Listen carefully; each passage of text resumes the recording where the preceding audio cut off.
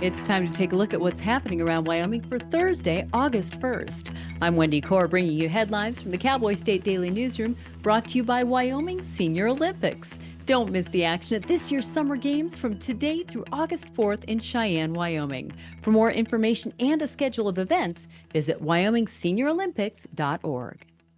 The town of Hartville and the nearby Pleasant Valley subdivision southeast of Glendo State Park in southeastern Wyoming are bracing themselves against a fast-moving wildfire that ballooned overnight Tuesday and has burned through more than 28,000 acres of grasslands in the region. Firefighters are furiously battling flames, heat, and rattlesnakes, but the fire remains 0% contained.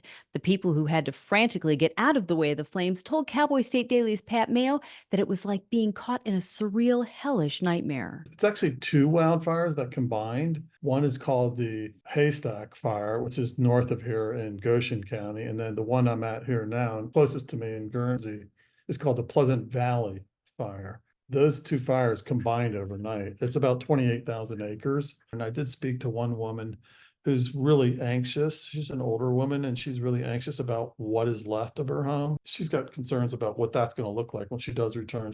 Firefighting resources in the area have been limited because of the eruption of multiple wildfires across Wyoming and the Rocky Mountain region, including the nearby states of Colorado, Kansas, Nebraska, and South Dakota.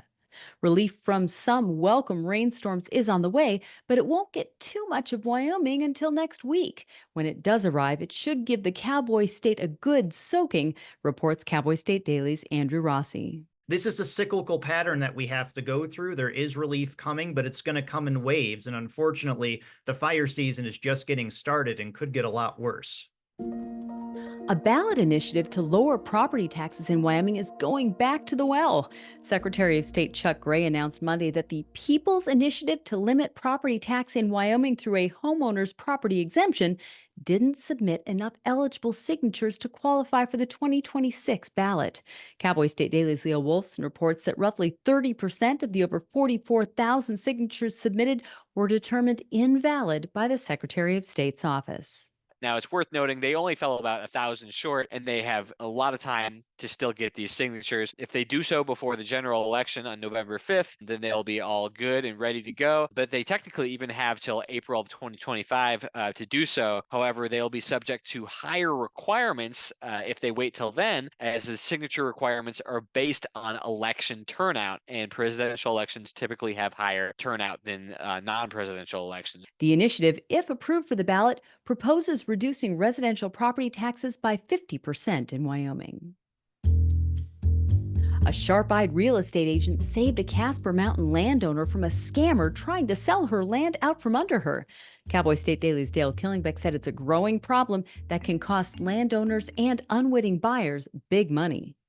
A Casper Mountain area owner who was contacted by a real estate agent about listing her house. And he was just checking on that because he was kind of suspicious. And it turns out, yes, she was not selling her property on Casper Mountain. There's a big scam going on right now in Wyoming and across the country where people try to sell people's vacant land that has no mortgage on it. So they make a deal, they do it all online, and then they, act as the owner and get the cash. Typically, scammers claim to live out of state and have land they want to get rid of. The goal is to do an online sale and get the proceeds transferred to them.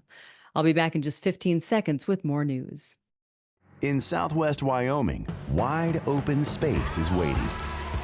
This is how we explore it. In Rock Springs and Green River, Wyoming.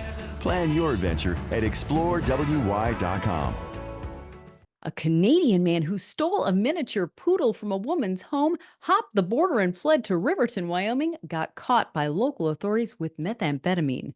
50-year-old Paul Sheehan pleaded not guilty Monday in Landers Circuit Court on 2 citations, one for misdemeanor meth possession and one for misdemeanor theft.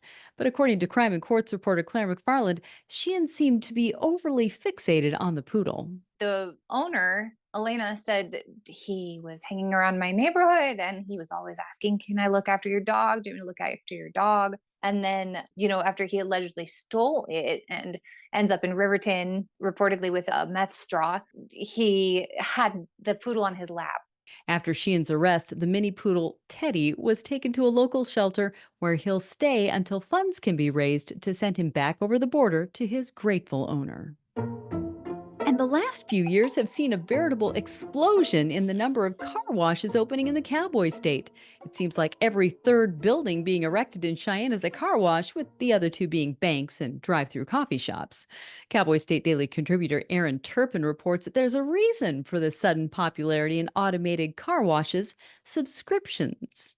Anecdotally, here in Cheyenne, there used to be one automated car wash about, I want to say 6 or 7 years ago when I first came to Cheyenne itself. And now there are no less than 5. The big change was the idea of subscriptions. It gives them a base income to work off of, and that changes their business model entirely.